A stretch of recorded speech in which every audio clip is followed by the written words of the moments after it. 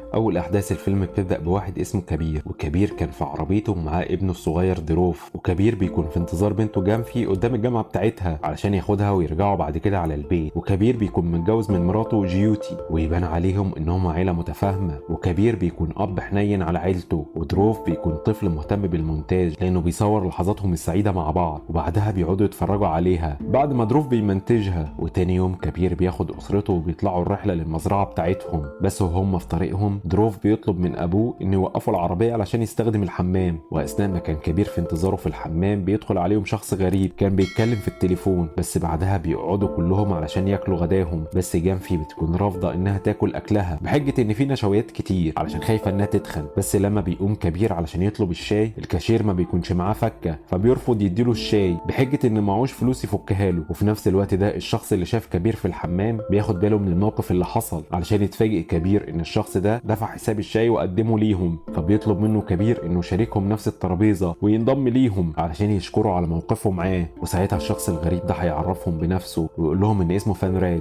وبعدها بيتعرف فانراج على افراد الاسره، وبيعرفوا كبير انه بيشتغل محاسب. وفانراج بيقدم حلويات لجانفي علشان لاحظ انها مش بتاكل، بس اثناء ما كانت بتاكلها هتحس بحاجه غريبه. وبعدها على طول فانراج بيطلب من جانفي انها تاكل الاكل اللي قدامها، فبتبدا جانفي انها تنفذ اللي قاله وتاكل. وابوها وامها بيكونوا مستغربين لانها كانت رافضه انها تاكل من شويه بحجه انها خايفه تتخن علشان جانفي تاكل كل الاكل اللي كان قدامها. بس فجاه جانفي هتطلب من ابوها ان هما لازم يمشوا. كبير بعدها هيودع فانراج وهيشكره على الشاي اللي قدمه لهم. واثناء ما كان كبير بيشتري حلويات لابنه جانفي بتتفاجئ بفانراج قدام العربيه من جديد، وساعتها هيديها باكو بسكوت ويطلب منها انها تاكله قبل ما توصل المزرعه. ولما امها هتاخد بالها منه وتشوفه هتسال بنتها على اللي كان بيقوله لها، بس ساعتها جانفي هتكذب على امها وتقول لها ان هو كان بيودعها لغايه لما بيوصلوا كلهم للبيت اللي فيه المزرعه. وجانفي بتفضل هي الوحيده اللي قاعده في العربيه بتاكل البسكوت وتخلصه قبل ما تدخل البيت. والعيله بعدها هتبدا انها تمارس يومهم، وبيبان عليهم ان هم كلهم في منتهى السعاده لدرجه ان هم بينزلوا حمام السباحه بهدومهم. بس بعدها جيوتي هتحط تليفونها في الرز لانها لما وقعت في حمام السباحه التليفون دخل له ميه، علشان تتفاجئ جيوتي بعدها لما هتشوف فان راج قدام باب البيت بتاعهم. فهتستغرب جيوتي وتقول لجوزها ان الشخص الغريب اللي كان في المطعم قدام باب بيتهم، علشان يتفاجئوا هما الاتنين ان فان راج دخل بيتهم بالفعل. وبيقول لهم فان راج ان تليفونه البطاريه بتاعته فاضت، فقرر انه يدخل بيتهم علشان يردوا له الجميل اللي عمله معاهم لما عزمهم على الشاي، علشان يتفاجئوا تاني لما يسمعوا بنتهم بتقول لهم ان هي اللي سمحت له بالدخول لما طلب منها ده. فبيضطر كبير انه يرحب بيه ويجيب له شاحن، وبيطلب من مراته انها تعمل له شاي. بس بيبان على جيوتي انها متضايقه من وجوده وهي بتقدم له الشاي، وبتطلب جيوتي من جوزها انه ينزل ويطرد الراجل الغريب اللي في بيتها. وفي الوقت ده بيفضل فان راج يسال جانفي عن حياتها الشخصيه ويعرف ادق التفاصيل عنها. بس بتتفاجئ جانفي لما بيقول لها فان راج انها هتمشي معاه لبيته للابد. وساعتها هيبان على جانفي انها واقعه تحت تاثيره وانه مسيطر عليها بشكل ما. وبيأمرها بعدها فان راج انها تروح تلعب مع اخوها وما توقفش انها تمرجحه لغايه لما تخليه يترعب. وفعلا جانفي بتنفذ امره، وجانفي هتعرض اخوها للخوف والخطر لدرجه ان امها بتطلب منها توقف اللي بتعمله مع اخوها. بس جانفي بتفضل مستمره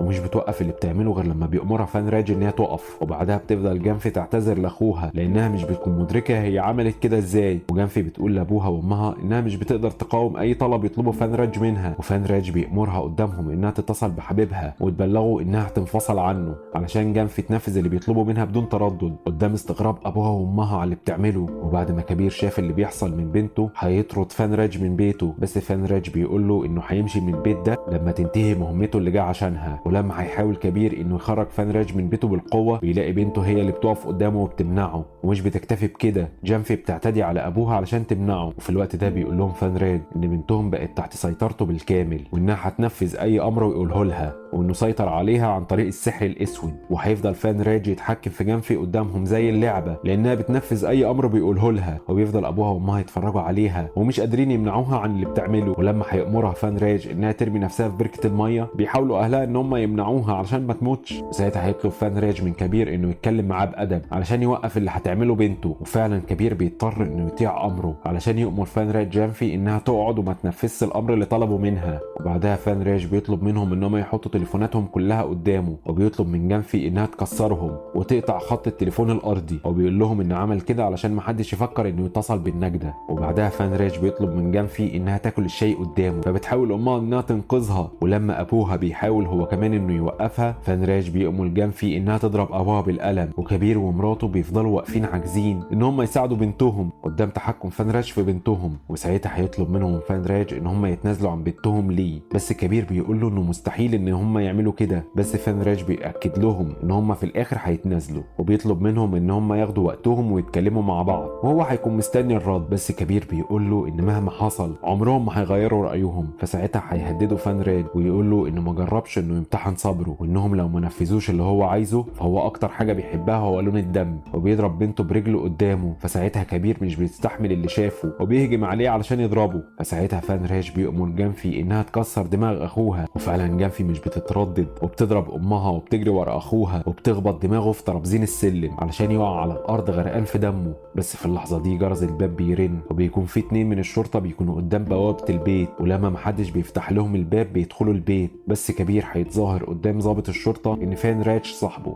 والظابط بيبلغ كبير ان جالهم اتصال من رقم مراته ومحدش اتكلم، وان هم لما جم يتصلوا على الرقم محدش رد عليهم، والشرطي هيجرب انه يتصل بالرقم قدامهم. فساعتها جيبوتي هتدخل علشان تجيب التليفون، فبتشوف بنتها وهي واقفه على انبوبه وماسكه كبريت وفاتحه غاز الانبوبه، فمش بتقدر انها تيجي جنبها. وبتخرج جيوتي وبتقول للظابط ان ابنهم الصغير هو اللي كان مخبي التليفون في الرز وكان حاطط التليفون على وضع الصامت، وانه اكيد هو اللي اتصل بالشرطه. فبيسالهم الظابط عن ابنهم، فكبير هيقول للظابط ان ابنهم نايم لانه طفل وعنده 8 سنين، بس لو عايز انه يشوفه ممكن يصحيه. وفعلا بينادي كبير على ابنه، بس الظابط بيبلغه انه يحذر ابنه ان ما يكررش الموضوع ده تاني. ولما البوليس بيخرج كبير بيقول لفانراج ان حاله ابنه سيئه وانه محتاج لدكتور، وساعتها هيعرض عليه كبير اي حاجه مقابل انه يسيبهم في حالهم. وساعتها هيطلب منهم فانراج ان هم يجيبوا كل ممتلكاتهم ويحطوها قدامه، وفعلا كبير بيحط كل الفلوس والمجوهرات في شنطه وبيحطها قدام فانراج، وبعدها بياخدها فانراج وبيمشي. وساعتها هيحسوا ان الازمه انتهت، بس جانفي بتفضل على حالتها زي ما هي علشان بعدها يلاقوا فانراج قدام باب بيتهم، وبيكون حرق شنطه الفلوس اللي خدها، وبيقول لهم اذا كانوا فاكرين ان هم ممكن يحموا بنتهم منه بالفلوس بتاعتهم فهم غلطانين، وبيقول لهم ان خطتهم كانت لازم تفشل لانه مش بشري زيهم وما عندوش نقط ضعف زي اللي عند البشر. وبيصارحهم فانراج وبيقول لهم انه هو الشيطان، وبيدخل على جانفي وبيخليها تضرب نفسها كعقاب علشان كانت عارفه ان امها مخبيه تليفون ودارت عليه. وبعدها فانراج بيطلب من جانفي انها تفضل ترقص قدامه، وفي الوقت ده كبير بيطلع علشان يراعي ابنه الصغير، وفانراج بيفضل يخلي جانفي ترقص قدامه لغايه لما بتنهار من كتر التعب. وفانراج مش بيكون رحيم بيها لدرجه انه بيأمرها انها ترمي كوبايه الميه اللي امها جابتها لها علشان تلحقها بيها، وامها ساعتها هتتوسل ليه انه يرحمها لان بقى لها ساعه بترقص قدامه من غير ما توقف. بس فانراج ما بيكونش عنده لا شفقه ولا رحمه، وهيطلب من جيوتي انها تطلع تقعد مع جوزها وابنها وتسيب له جانفي لوحدها. ولما جيوتي مش بتنفذ كلامه فانراج بيأمر جانفي انها تجيب سكينه من المطبخ، واثناء ما كان كبير مع ابنه